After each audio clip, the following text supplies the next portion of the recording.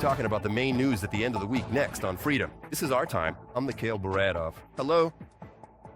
Today in Geneva, Ukraine, the U.S., and representatives from the U.K., Germany, and also France are holding consultations regarding the draft peace plan from the U.S. Representing Washington are U.S. Secretary of the Army Dan Driscoll, Secretary of State Mark Rubio, and Trump's Special Envoy Steve Witkoff. On the Ukrainian side at the negotiations are the head of the President's Office Andriy Yermak, Secretary of the National Security and Defense Council Rustem Umerov, and the head of the Main Intelligence Directorate Kirilo Budanov. The purpose of the meeting is to agree on the wording and points of the plan before the negotiations between Volodymyr Zelenskyy and Donald Trump.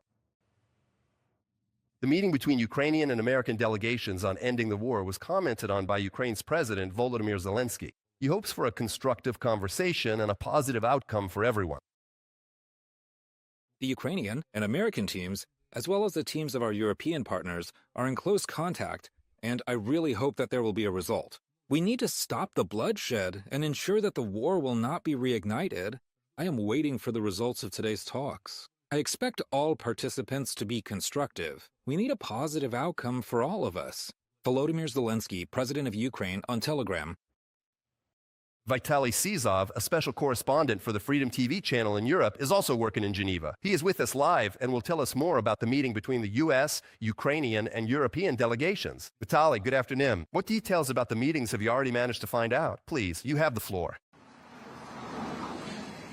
So far, the main part of the meeting, specifically the meeting between the Ukrainian and American delegations, has not yet started. We are here at the United States mission in Geneva, currently waiting for them to finally meet, for the delegates to arrive at this building for the important negotiations.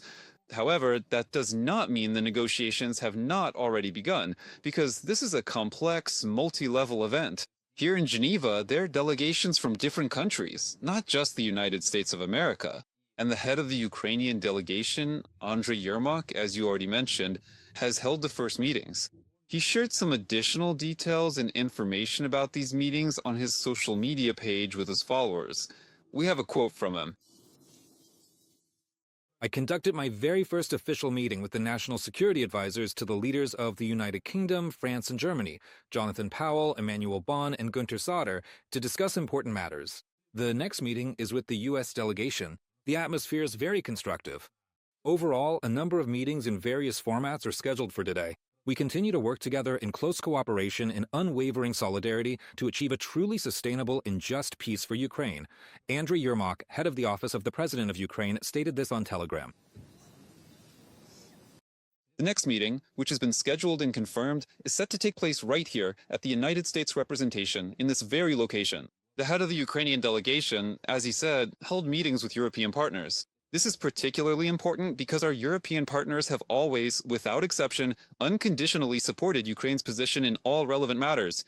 And in fact, Europe as a whole, the European Union as an institution, and Ukraine itself act together as a single, unified team, working closely and collaboratively to maximize and strengthen security and stability in the entire European region. The head of the European Commission, Ursula von der Leyen, also made an official statement before the start of the U.S.-Ukrainian talks. In her remarks, she named 3 key points that are absolutely fundamental and essential for the European Union in order to ensure the establishment and maintenance of lasting, sustainable peace. First, borders cannot be changed by force. Second, Ukraine is a fully sovereign and independent state, and there can be no restrictions whatsoever on its armed forces that can make the country more vulnerable to potential future attacks and thereby undermine the overall security and stability of Europe as a whole. Third, it is necessary to fully reflect the central role of the European Union in ensuring peace in Ukraine. Ukraine must have the fundamental freedom and sovereign right to absolutely choose its own destiny. Ursula von der Leyen, President of the European Commission. So these are the main essential requirements of the European Union for the peace plan, as outlined. Let me remind you, it consists of 28 points. In other words, the European Union would like to modify or adjust some of the specific points mentioned, and for them, the non-recognition of any changes to state borders that are made by force is fundamentally a matter of principle. They do not want to see any restrictions or limitations whatsoever on the number of Ukrainian soldiers, the Ukrainian army as a whole, or its weaponry and military equipment. And quite naturally, the European Union sees Ukraine as a potential future member of the EU and also as an important and significant element of the overall security and stability of the region.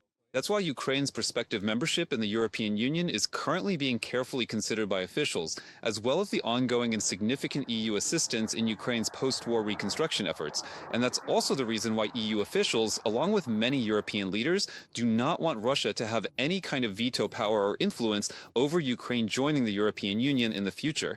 That's all the information and updates from Geneva for now. We're closely keeping an eye on things, carefully waiting for the main part of the negotiations to begin so that we can thoroughly report the results of these important, very important talks for Ukraine in our evening broadcasts. These talks could truly be decisive. Mikhail? Thank you, Vitaly, for the work. We're waiting for further developments and new updates from you. Vitaly Sizov, the special correspondent for Freedom TV in Europe, was live with us from the studio. He reported on the meeting of the Ukrainian, U.S., and European delegations in Geneva.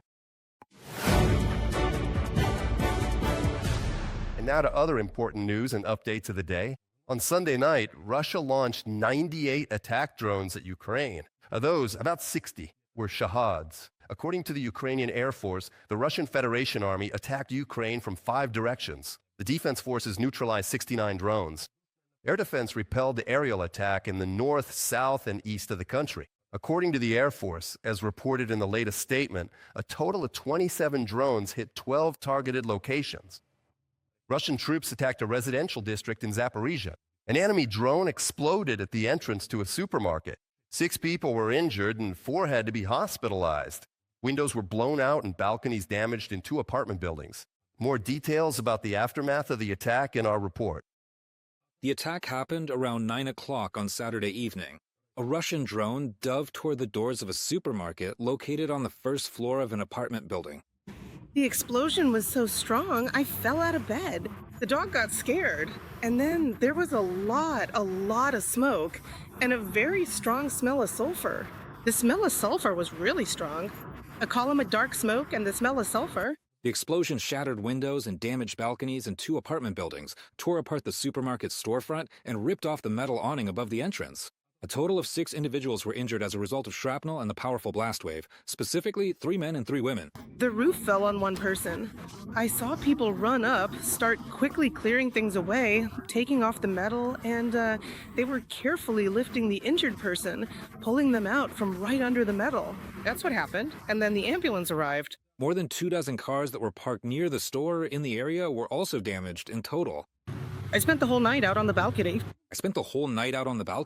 Watching as emergency services, medics, and all sorts of people were here. They brought in these boards, sawed them, and used them to cover the windows. Right away that night, utility workers started boarding up the broken windows with wooden panels and clearing away debris and shards from the structures. Law enforcement classified the drone attack on the residential area as a war crime. The investigation is being conducted by investigators from the Zaporizhzhia Regional SBU. Ole Pritikin and Boris Yakovenko from Zaporizhzhia reporting for Freedom TV channel. 3 people were killed and 3 more injured as a result of last night's strike by the Russian Federation on Donetsk region. According to rescuers, the occupiers attacked Kramatorsk. Another civilian was killed as a result of Russian shelling in Lyman. According to local authorities, in just one day, the Russians attacked settlements in the region 19 times. Odesa region also came under attack today. The Russians attacked the city itself and several districts in the region. As a result of drone strikes, fires broke out at critical infrastructure sites. Rescuers quickly extinguished the fires, according to the State Emergency Service. Several private homes were also damaged. Their windows were blown out and the roofs were partially destroyed. According to preliminary reports, there were no deaths or injuries. At least 15 people were wounded and injured as a result of a Russian drone attack over Dnipro. The drone struck at night near a 9-story apartment building. Windows were blown out in 2 entrances. One apartment caught fire, and its owner was trapped inside. The woman is now in the hospital with burns. Natalia Husak reports on the aftermath of the nighttime attack on Dnipro. This is what the 9-story building in the quiet residential area of the city looks like now. Instead of windows, there are empty, charred openings in the walls from the 1st to the 9th floor. The explosion in the courtyard happened around midnight, the residents say. All the windows were blown out. We live on the first floor. Something flew in silently, completely silent. It fell, exploded, and the balconies caught fire. That's what we thought. Tamara lives on the 9th floor. She says that after the explosion, a fire started on her balcony. The spacious balcony. Basically, it tilted like this. The balcony tilted and the glass shattered.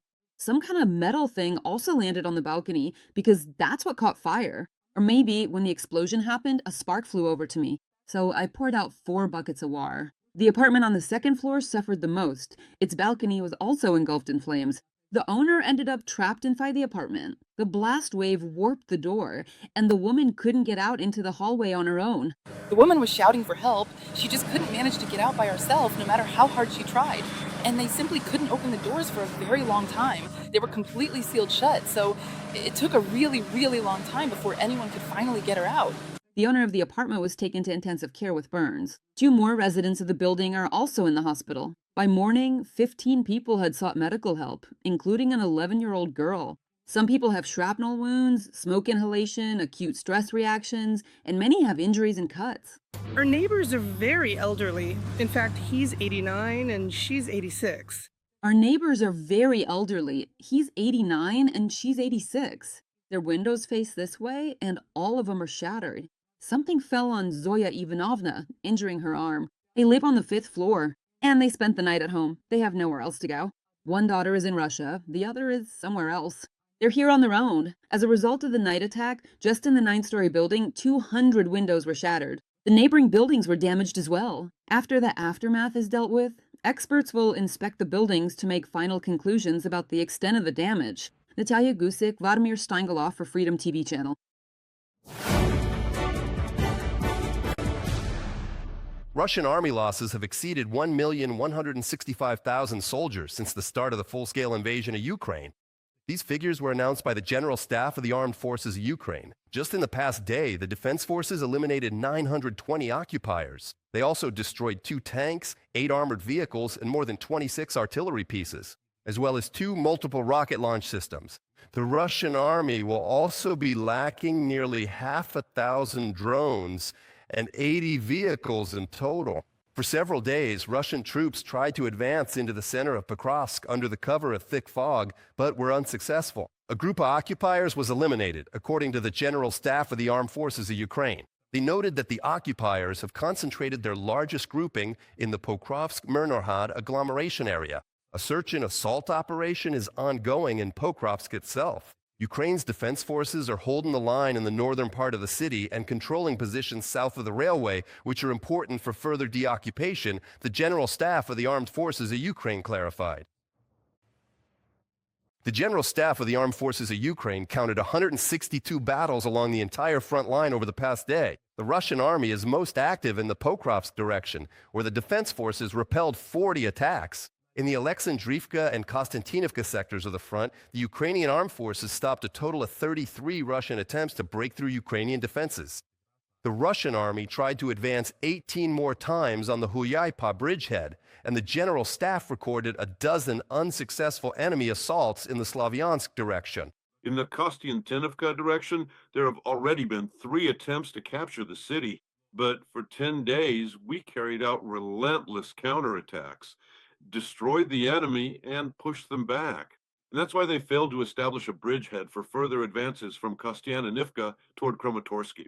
This is also a very significant major tactical objective and a notable success for us, not to allow the city to be completely encircled and ultimately captured, so that the enemy cannot carry out their plan to seize and take control of the entire Donetsk region.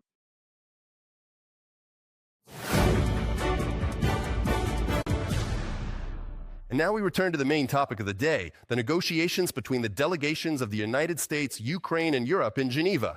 The parties are discussing the peace plan proposed by the White House. As President Volodymyr Zelenskyy stated, there is now an understanding that the American side may take into account Ukraine's proposals on issues important to Ukraine. For his part, the U.S. President's special envoy, Keith Kellogg, stated that the United States is very close to a peaceful resolution of the war in Ukraine. He noted that work on the peace plan project from the Donald Trump administration is ongoing. All the days leading up to November 27th, when Thanksgiving is celebrated in the U.S., will be devoted to this work. In the Army, we say that the last 10 meters to the target are always the hardest. Right now, we're about on the last 2 meters. We're almost there. The proposed 28-point plan is a work in progress. It's not perfect. That means we'll be working on it steadily and thoroughly throughout the entire week leading up to Thanksgiving, making sure we achieve the final result we are aiming for. And I truly believe we have a real chance to make it happen. Keith Kellogg, Special Representative of the U.S. President for Ukraine, live on Fox News. Subscribe to UATV English and stay updated on the most important events, top news from Ukraine and all over the world, in-depth analysis, exclusive reports and interviews, all on hand in our channel. Join our community of viewers and stay tuned.